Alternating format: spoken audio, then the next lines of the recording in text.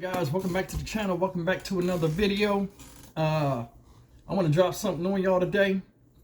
News just came out that reality star Jennifer Shah of Real Housewives of Salt Lake had just been sentenced to 6.5 years and ordered to pay back $9 million in restitution.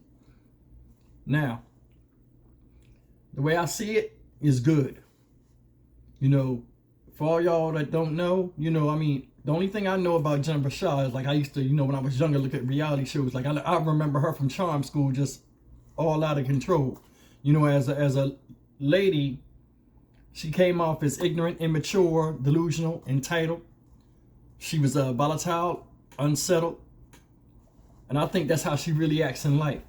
And it's one of them things. I want to just say this: when these people be on these reality shows, like I don't really deal with them like that because it plays people out. And they allow themselves to be played out, And even though a lot of this stuff is fake, it's a lot of reality in what the message that they're trying to get across with when they're making these type of films. And, these type of shows. And what's messed up is a lot of people who get involved and, caught up in watching that start to adopt a lot of the things they like about the ignorance in other people. And it goes out in the real world. And, bad things happen. And vice versa. These people feel entitled.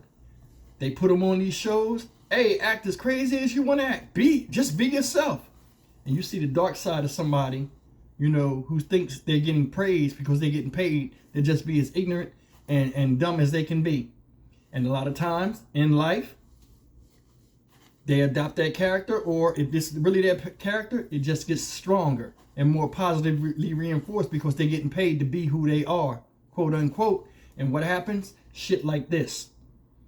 This woman, Jennifer Shah, had a telemarketing scheme where she was the ringleader. Everybody told on her, all her associates told. She was the ringleader and she was targeting people, most people over the age of 55, by selling them business services in connection to victims' online businesses.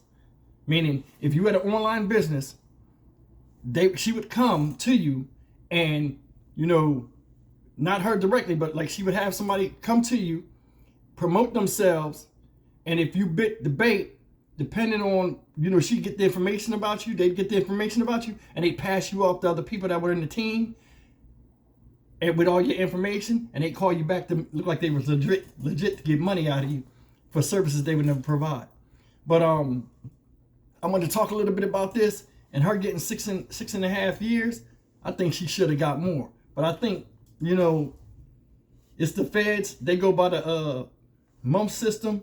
So a lot of times it might have been like how many crimes you had and all this. It's a lot of mitigating factors. She took a deal too, 6.5 years. But I'm going to go into this real fast, guys. Bear with me. I'm going to read a little something to you to sum up the whole situation and how this girl is an absolute piece of crap.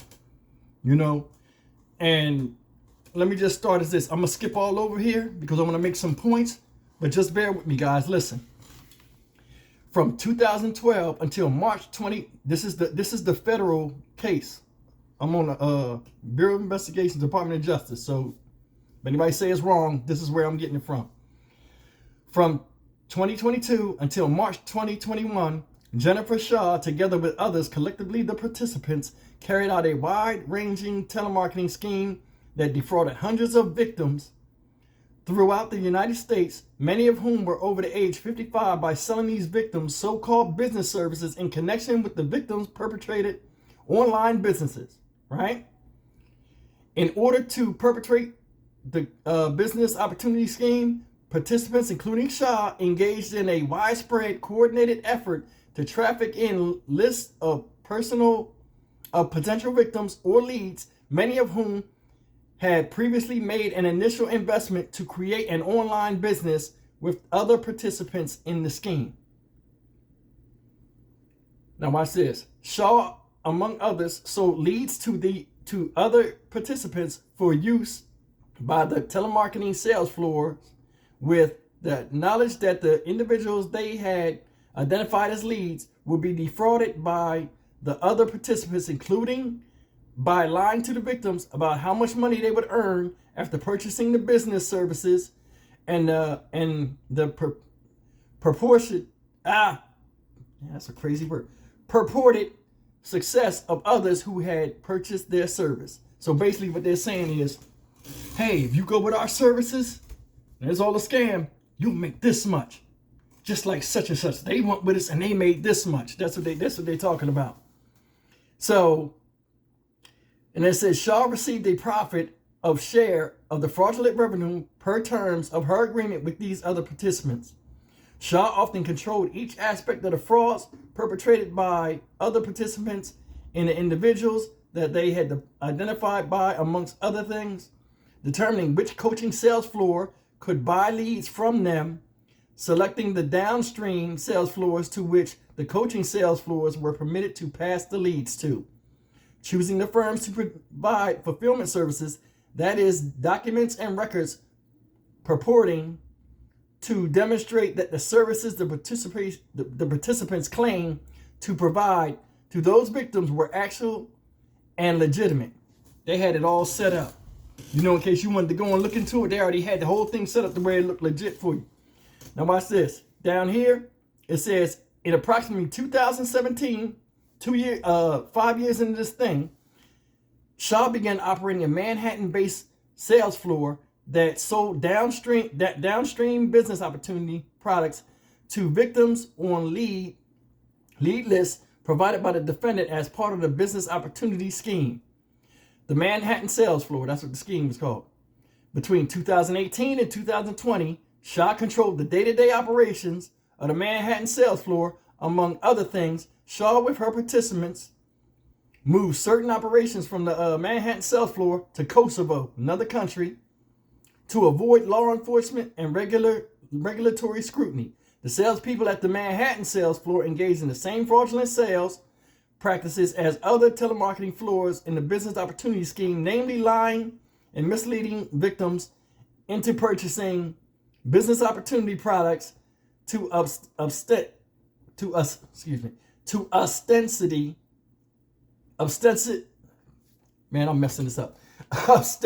advance their non-existent online businesses, right? Check this out. This is why I say she need more than 6.5 years. It says Jennifer Shah undertook significant efforts to conceal her role in the business opportunity scheme. For example, Shah, among others, incorporated her business's entities using third-party names and instructed other participants to do the same, and used and direct others to use encrypted message applications to communicate with each other, with other participants, and made numerous cash withdrawals structured to avoid currency transaction reporting requirements. That's almost the same thing that Sam Bankman-Fried was doing. Some of the stuff he was doing. Encrypted code so you can't track the money. Lying. Setting the paperwork up to where if you go after them with a lawsuit, you got to go through all these different webs and companies to even, try to get to the source of the problem. This is the last thing I'm going to read. Shah, 48, of Park City, Utah, pled guilty today to one count of conspiracy to commit wire fraud in connection with telemarketing, through which she victimized 10 or more persons over the age of 55, which carries a maximum sentence of 30 years in prison. As part of her guilty plea, she also agreed to forfeit $6.5 million and to pay restitution up to $9.5 million. The maximum penalty of sentence in this case is provided by Congress and is provided here informational purposes only, as her sentence will be determined, and she was sentenced today to 6.5 years. Right? Now, going through this whole scenario, it's a classic scheme. They tell somebody they can do this for them and do that for them for a nominal fee, and then never come through with it. My thing is this. People didn't know Jennifer Shah. I don't think they knew Jennifer Shah was the one, she didn't use her celebrity status. I don't think she was that stupid, that smart. But I think it worked on a lot of people that had startup businesses. Somebody that had an established business that was up and running and used to dealing with people on a professional level. I don't see her with the way her character is coming across to somebody as legit. So that's what I think makes it that much more bad. These are new business startups, you know, from older people, you know, middle-aged and up. And I think they were just excited for the chance. Because like when I first started my business, a lot of people don't know. When you first start a business, as soon as you get your sales tax ID and all of that stuff, your DBA, what have you, your phone will ring immediately. And people will call you like, hey, congratulations on having a business. And you're like, how do people know? It's public record. And there are companies just like this lying in wait for, and they're watching the screen. And as soon as people sign up for business licenses and stuff, they come in and try to throw services on you. A lot of you guys out there started a business. How many times, and you guys can vouch for this, first thing that you get a call for is what? A credit card machine.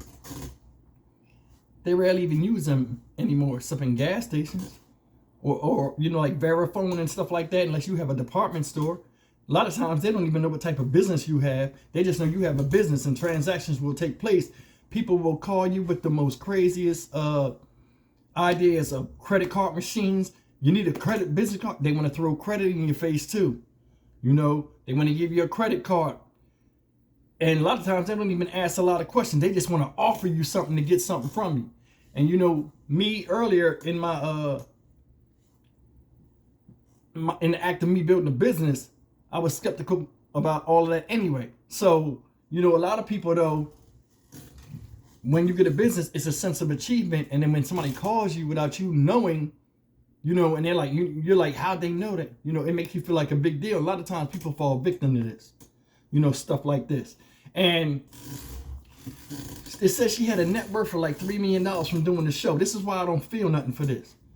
You know, she was in court and she spoke and all she talked about was, oh, I'm sorry. You know, the typical BS people say when they get caught. And honestly, guys, if you're in court and you speaking, people don't care about that. Especially when you get caught and then you got to take a deal and then go and say you're sorry and act like you're remorseful. That's all stage play. You know, and your lawyers will tell you, oh, go in there and act apologetic. You're not. You're only apologetic because you got caught. And things like this, man, is sad. She was a reality TV star. I mean, I think the whole job was BS, but people recognize her, know her. You know, you was making some amount of money. You got a net worth over $3 million. You was on that show. That show got a lot of ratings. They was paying you. That $9.5 million you got, you could have flipped that in investments. But you know, it's not the thing. It's just everybody's mindset ain't the same. And for her to come off in the courtroom, she's going to say this, and this part pissed me off the most. She's going to say, here we go with this blaming people stuff. Oh, when they ran in the house and they raided my home, they put a gun in my son's face. You lucky they didn't blow it off with the stuff you did. You preyed on older people. That in itself is foul.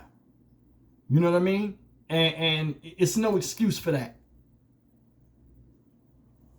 She lucky she got 6.5 years, but she's a piece of shit. I gotta say it.